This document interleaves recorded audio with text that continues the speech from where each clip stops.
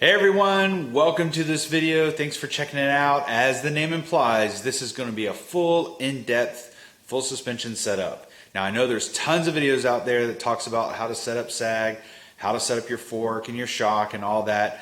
Well, we decided to do something a little bit different. We're going to do a full suspension setup, not just setting the sag and everything, but also giving you the in-depth on the why, the how, all that's going to be covered, so that you do the work now so you can have fun later. So this is actually going to be a two-part series. This is part one. We actually filmed this back in March when Gene, my friend at eCycle Works, did the initial build for my Fazari LaSalle Peak. So we went ahead and filmed this suspension setup. I know it's been a long time coming. It's been sitting on my to-do list for a while now. Work has picked up for me, and so it's been hard to get back to these video edits, but that's why I'm doing this intro video, just to give you a little preface so we can go ahead and get dialed in and go ahead and get started with the video. So again, sit back, relax. This is going to be a lot of information, but I think you'll get a ton out of it. So let's get started. Hey everyone, welcome to this video. This is MTB over 40. If you haven't seen any of my other videos, welcome to the channel. I'm so stoked that you tuned in for this video because I'm excited. I'm sure Gene's excited. Very excited? So excited. So excited. All right, we're excited because we've got my new Fazari LaSalle Peak bike. Amazing build that Gene did. If you haven't watched the build video, go check that out. If you haven't seen the video where we talk about why I did this build, go check that out. But we're here for a different reason because we've got to get the suspension set up. Now, I know very little about setting up suspension, which is why I'm here with Gene. So Gene is going to help me get through this. What are we going to do? So it's quite a daunting process, I'd say, for most mountain bike riders setting up their suspension. I've heard the gamut from, I just kind of left it how it was when I got it and just wrote it and said, hey, well, I guess that's good enough, to I've messed with it for hours and never quite felt, like I was there. And that's what we're here to address today. And I know there's a million of these videos out there about how to set sag and all that, but Sure. What I think is important to focus on is understanding what these knobs do and how to correlate a feeling on the trail to what you might need to adjust on your fork and shock. Mm-hmm. And then how to keep track of those things as well. So like you're progressing in a positive way as opposed to just constantly yo-yoing back and forth between a couple settings, and you kind of eventually just get completely lost and you pull your hair out and say, okay, well, I got to start over. So we're trying to avoid that and try to make a simple roadmap from 0% setup to 100% setup. Yeah.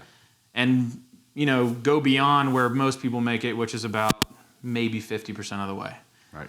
So most riders stop at 50%. They're just like, cool, man, let's go. That's it. That's the setting. And the difference between 50% and 100% is big. Yeah. There's a lot of performance to be had there, and I think a lot of people upgrade their suspension and bikes and lots of other things, and they've never fully realized the potential that their current bike and current suspension actually has. Mm. And I think that's what this video is all about. Yeah. Well, I'm excited. And I'm going to be Gene's guinea pig. I mean, it's my bike, so obviously I need to be on it. So he's going to show me what to do, tell me what to do, and we'll just get going. Learn some stuff too. We're going to learn some stuff. So strap in, get a coffee, beer, whatever, and let's go. Let's go. All right, so let's first talk about a couple things you need to do a proper suspension setup. It's not a lot, but you got to have it to do it right. So first off, shock pump. Any old shock pump will work. It doesn't have to be this super slick digital one. Really, any shock pump will work. I like the digital ones because you can get a really accurate number, but any will work. Tape measure. Ideally one that has metric stuff on it, because if you don't have metric stuff on it, it's going to be a huge pain. And all these sag measurements and suggested sag measurements from the manufacturer are all going to be in millimeters. So you can either do this. I've seen people do soft tape, that you'd use for like tailoring work. That works great too. You can even use a set of calipers if you want to. I just don't like getting sharp metal things that close to my stanchions. So tape measure with some sort of metric reading on it. Very important thing are spacers for both your fork and for your shock. And these are specific to the fork and shock that you own. So before you start this process, make sure you have the right items. Most forks come with a complement of spacers. So you most likely won't have to purchase those unless you got your second hand or something like that, and then you just need to go after the right ones. So just make sure you have those on hand. I think for a fork, I mean, if you've got up to about 3 spacers, that's probably all you're gonna need. Most people would fall in that category. Some extremely fast racers might want a little more progressivity than 3 spacers could offer. So this is what I like to think of as the foundation of the house, as it were. If you're gonna build a house, the foundation is the first thing you would bank, and it's also one of the most important things to get right. So in this case, the foundation of a really good suspension tune is going to be your sag setting. And how you get that sag setting and how accurate it is makes all the difference in the world for the rest of your tune. So it's very important to get this right. The number one thing I tell riders when they're gonna do this is to suit up the way you're gonna ride a majority of your rides. It's like if you were to pick the average outfit that you wear, helmet, shoes, knee pads, water, you know, any GoPros, any of that stuff that you're gonna wear on an average ride, that's what you need to wear for this. So we've got Bobby all kitted up. Cue the runway music. He looks like RoboCop from 1982. So he's wearing all this stuff, and this, I know this seems ridiculous. He definitely looks ridiculous, but this is what this is the way I ride, man. I know, it's great. How does it look ridiculous? I mean, other than I got a camera strap. Like an enduro clown. So to be fair, I look just like this when I ride. So yeah, you know, you really do want to get this as accurate as you can, and by wearing all the gear, and in this case, like carrying a bottle and actually filling that bottle with water, all of that makes a difference, because weight is the true driving force behind where you end up sag-wise. So if that weight is not accurate, the on-rider weight, like how much you weigh, plus all the gear, plus any other accessories and tools you're carrying, if that's not accurate, then neither is your sag. So like, don't be lazy, put on all the gear, do what you gotta do. So a really important thing to pay attention to before you set your sag is where all of your compression and rebound settings are. To get an accurate sag number, you want to make sure all of those settings are wide open or in their least damped setting, or least controlled setting. So on virtually every shock and fork that I've ever seen, clockwise is fully controlled and counterclockwise is going to be fully open, and that's the setting that we want to be in for sag. Obviously this will change once we get our sag set, but that's an important thing to do before you start this process, because they can affect your sag numbers. So all forks are going to have your compression settings on top, and oftentimes they are blue. We'll talk about more about what that means later. So you can see it says HSC, LSC, high speed compression, low speed compression, and we just want to open those up. So fully closed is clockwise, which is where they are, and then we're just going to open them up. You'll notice that the inner knob turns, the low speed compression knob turns, or the high speed compression knob. That is totally normal. Totally fine. And then when you adjust the low speed, it'll adjust on its own. So we're just turning these counterclockwise as far as they'll go. Don't force them. And then we want to do the rebound setting as well and make sure it's fully open. It's virtually all the time found on the bottom of the fork leg. It's often red as well. So the same thing goes here. We're going to turn counterclockwise until it stops. Again, we're not going to force it past that. There we go. So everything on the fork now is wide open. So that is where you want to start on the fork to get the most accurate sag setting. So now we're going to do the exact same thing on the shock. open all those settings wide open, again, to get the most accurate sag setting. Most shocks are going to have very few settings down here. In this case, we have a Fox Factory X2, which has actually 4 different settings on it, which is kind of unique to this shock and just a few others. So, but it works much the same way. Blue knobs being compression and red knobs being rebound. And so right now we're handling the high speed setting, and then the inner, which is going to be really tough to see, but there's an inner 3 mil Allen in here in this case, and that's going to control your low speed. And again, we're going counterclockwise. We're going to do the same thing here with rebound. Okay. And then we have another rebound setting right here, which we're going to do much the same way. And we're going to go full open with this, which is this way.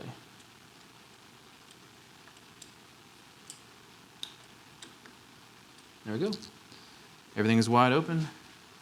And now you should actually be ready to set sag. It's very important to look into the manufacturer's recommended settings, particularly for your shock. They're oftentimes not going to give you much info on where they want the fork to be, and fork kind of tends to be a little more subjective, but they do often have an idea and a preference about what they might want for your sag setting on the shock. In this case, Bobby contacted Fazari and they told him that this LaSalle likes 25% sag. So we're going to aim for that. Generally in the fork, I like to aim between 15 and 20% sag. It just really depends on the type of riding style that you like to do and the type of feel that you like to have on the fork. I've scribbled down some numbers that have, you know, some basic measurements that should get us in the ballpark, a good starting place, so that you're not just randomly shooting in the dark and hoping that you get somewhere near these numbers, because if you do that, it could take all day. Yeah. So generally on a shock, I start with like estimated rider weight in PSI. It's a great place to start. That's with most all rear shocks. Mm-hmm. And then for the fork, this is a 170 mil RockShox Zeb Ultimate. If we are running 18% sag, which is right in the middle, between 15 and 20, kind of in that area, we're looking for a 30 millimeter sag measurement. And they're estimating, based on your estimated weight, at 78 PSI. So those are all good starting points. Like if you can have that stuff queued up and ready to go, and then you've got a great starting place so you're not just hunting in the dark. The other really important thing to know and to do is to get the correct riding position on the bike. I've seen some people recommend just sitting on the saddle. I've seen people do it seat down. I've seen people do it seat up, sitting on the saddle. I've seen people do it standing. My favorite, and I think most accurate for me and gets me the closest, is to do like a dynamic riding position, which some people call attack position. You've heard it called a billion different things, but it's basically 1 foot forward, 1 foot back, knees bent, elbows bent, in that kind of like position, that neutral position that you'd want to begin any kind of aggressive riding in. Because to me, like, how many times are you riding down a downhill line or some crazy chunder and you're sitting in the saddle? Right. Like never. Never. Ever. Never. Always ever. up on the pedals. Yeah, so you're always standing up. So to me, that's where you want your sag number to be accurate, not sitting on the saddle. Yeah. So that's where we're going to measure Bobby's sag. And we'll get some close-in shots and kind of go through that process. But we'll start here and then bring you in close to see the rest. Sweet. Let's do it. I don't even bother trying to set both of them at the same time. Like, let's just start with the shock. I always start there because that gets you your best platform.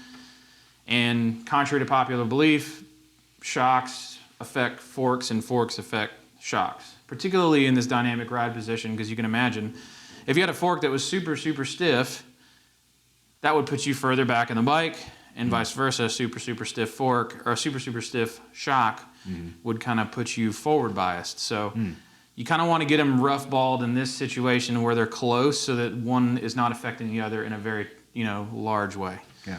So let's get you on the bike. Okay. Let's get you in a neutral riding position. Okay. It helps to have a wall or something like this to kind of lean against to give yourself a little bit of balance. It also can help to have a friend nearby that can help get you steadied on the bike.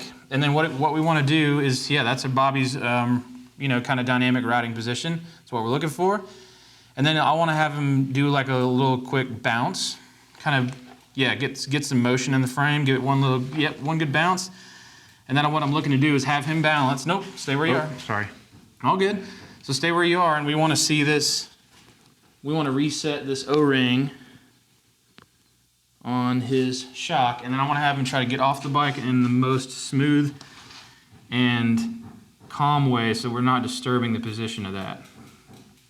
Doesn't have to be extreme, but we want to try to not jostle the bike and cause some changes in that O-ring position. So we now have our first sag measurement to work with, and our target again on this shock is we're looking for 25% sag, which in this case is 14 millimeters. So we're looking for 14 millimeters from the dust seal to the edge of that O-ring. And in this case, we have 22 millimeters. So that means obviously that we just need to put more air in. Okay. So this is the first step. Expect that you're not going to get it right on the first try because you're probably not. Even with the best base settings, it's probably not going to happen. Yeah. So we're going to add more air to this, and then we're going to repeat that process and just do the same thing again. Okay. Until we get the target number we're looking for. Okay. All right, so we've added some more air to the shock. We started at 220, we're now at 235, and we're going to essentially repeat the process that you just saw. We're going to do it again. Okay. Super easy. Do you need to reset the... Yep, well, I reset the O-ring once you bounce. Okay. So you can do it now, but getting on the bike and doing that initial bounce to break the stiction, which is like its kind of tendency to stay at rest in the seal, give it a bounce. Okay, stop there. And just stay in that position. We're going to reset the O-ring. All right, nice and easy to come off.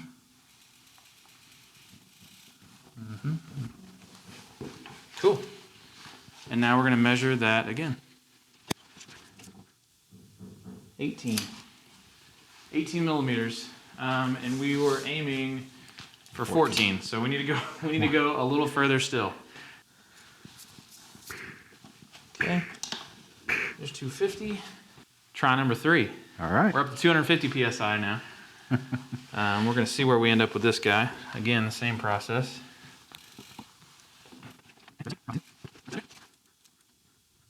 16. It wouldn't be right if we didn't do this like 85 times.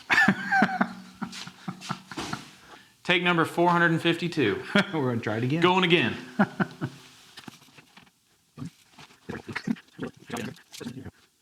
15 millimeters.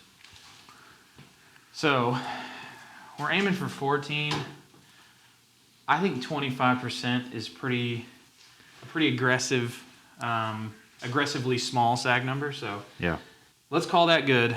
And then we're going to move on to the fork, and we're aiming for 15 to 20% there. Okay.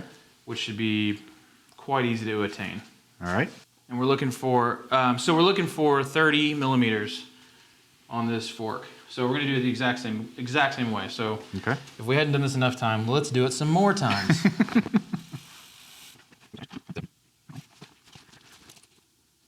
So we are at 35 millimeters. Okay. So we need a little more air. Alrighty. But we're pretty close, actually. So another thing I want to do when we're inflating this as well is you want to cycle your suspension just to make sure that it equalizes. You have a negative and a positive chamber, and the air has a dimple with which to pass through from positive to negative, and that's what gives you your soft off the top feel. If you don't do that, it'll be rock hard when you first hop on it, and then after a couple cycles it softens up, and now your sag setting is inaccurate. So it is important to kind of run this through a portion of its travel. It's usually about 20%. That's what you're looking for. A couple cycles usually does it. And then you can check your number again and make sure you're still where you want to be, which we are. So we're going to jump on the bike and do it again. Woo! Hey, you do the work now so you can have fun later. Truth. There you go. I have a feeling this is it. This is going to be it. Man, I love that. It has to be it. It is. See? On the money. Positive reinforcement. The next step is going to be dialing rebound to match these settings. So both in the fork and the shock, you have an air spring. And to help people understand that idea better, I like to equate it to that of a coil spring. Like a regular old spring. You've seen it 100 times. You've seen it in automobiles. You've seen it in a slinky in a way. You know, you've seen it 100 different times. That's a spring. In an air-based spring, it's the same exact idea, except that it's air creating that support, as opposed to like a mechanical spring. But if you think of something like spring rate, as the spring rate goes up, you have a basically higher tension spring that's poised to handle more weight. Well, in this case, we affect spring rate in the air spring by adding air. And so the more air we have, the beefier our spring is. So you can imagine a really beefy, stiff, large gauge spring has a lot of resistance to compression. And it also has a ton of potential energy bound up in that spring. If you were able to compress it, think about how hard that spring would come back after you compressed it. Well, this is the exact same idea, but it's air. But it's the exact same thing. It functions the same way. And the damper in both the shock and the fork are designed to control the movement of that spring. If we didn't control the movement of that spring, we would have what is essentially a pogo stick.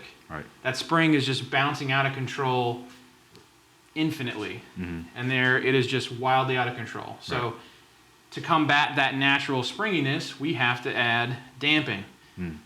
And in this case, the setting that directly opposes your spring rate and is dependent on your spring rate is rebound.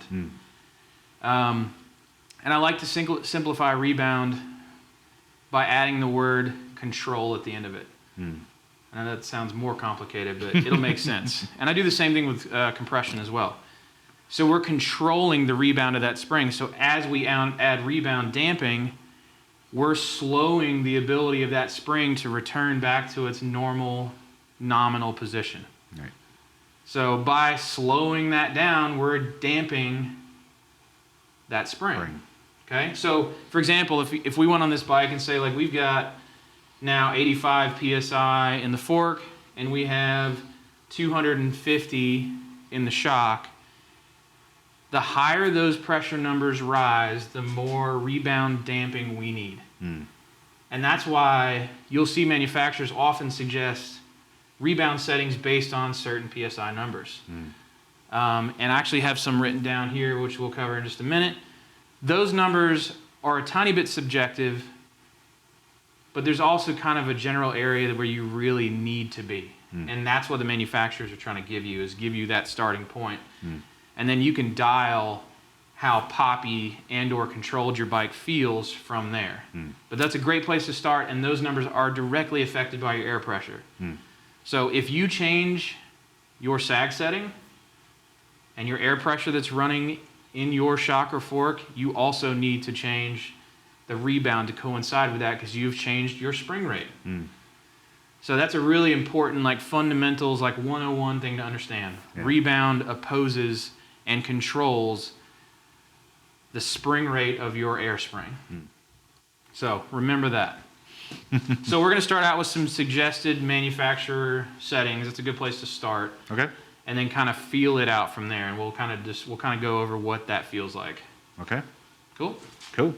So a really important thing to pay attention to when you're looking at all these settings and you're looking at the manufacturer's suggested settings is to remember that they're all measured from full closed, or in this case, fully controlled, and in the sense of rebound, the slowest possible rebound setting. So, which is equivalent to turning clockwise and basically until it stops, which is opposite of where we were when we were doing sag, which was fully open. So now we're going to fully close this till it stops, and we're there. See, the old turtle designates the slowest setting. And so they've suggested 4 clicks of rebound. So that would be from full close, I'm going to count 4 clicks. So 1, 2, 3, 4. All right, so now we're going to dial rebound on the shock. Again, this shock is a tad more complicated than most. You're going to see typically a very simple, like low speed rebound setting and like sometimes a 3-position compression switch. This shock has low speed rebound and high speed rebound, and the same with compression, low and high. So we're going to set both of those now, and then maybe chat a little bit about the difference between those and how to understand what those mean to you as a rider. So we're going to start with low speed rebound first, and Fox recommends between 2 and 4 clicks from full close. So we're going to do just like we were doing on the other ones. We're going to go full close first, which is clockwise. There are several. And then we're going to count back. In this case, 2 to 4, we're going to say 3 clicks. 1, 2, 3. Great. And now we're going to do the same thing with the high-speed rebound circuit. And they're recommending between 1 to 2 clicks from full close. So let's start 2 from full close. And that setting is going to be up here. So this is high-speed rebound. And so we're going to go full slow first. All right, we're there. Then I'm going to count 2 clicks back. 1, 2. So those are our manufacturer suggested rebound settings, and it's a great place to start. Let's talk about the difference between high speed and low speed. People often confuse that with how fast you're riding. It has nothing to do with it. You want to think about shock or fork movement as either slow or fast. That's how you want to think of high and low speed.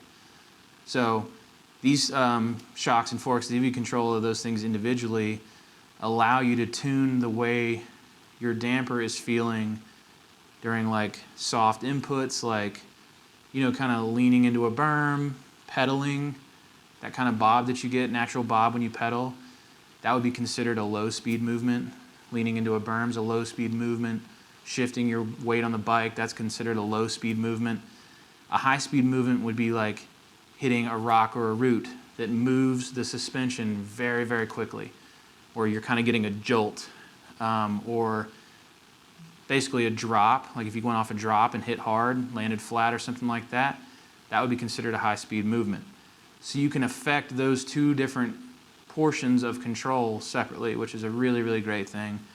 And that's why you see all the really high-end stuff offering that capability. So in this case, low speed rebound would be, you know, basically loading up on the lip of a jump.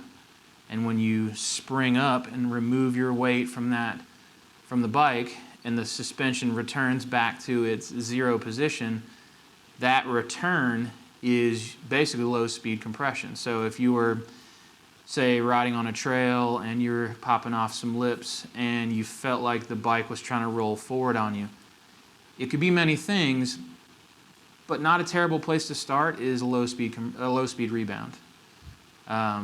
If you slow that down a little bit, it's going to add less pop in the rear end and try to send you off more evenly.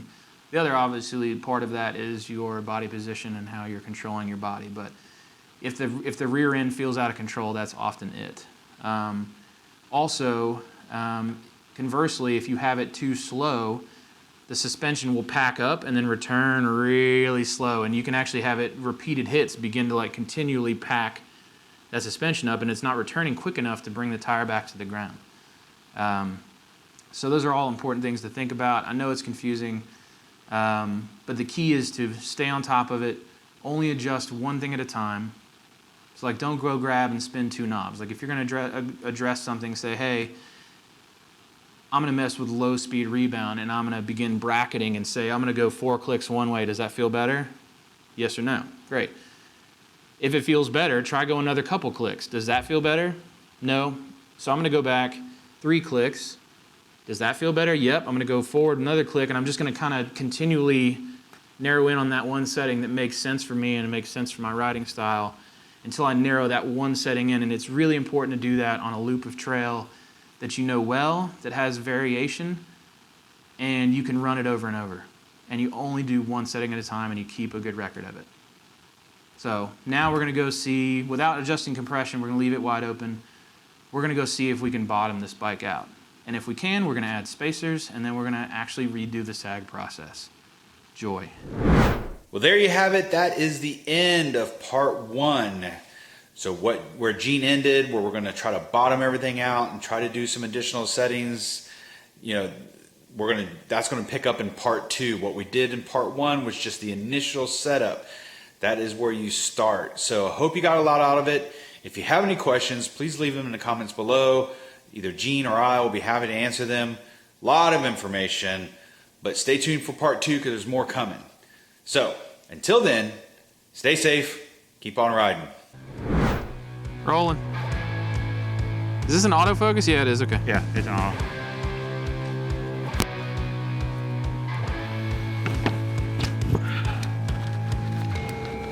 I was way not wide enough. So first I'm gonna start with the settings.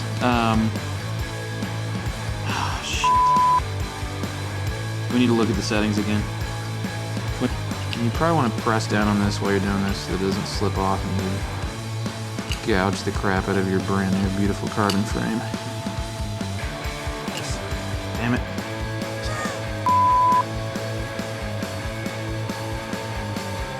Don't be a butt.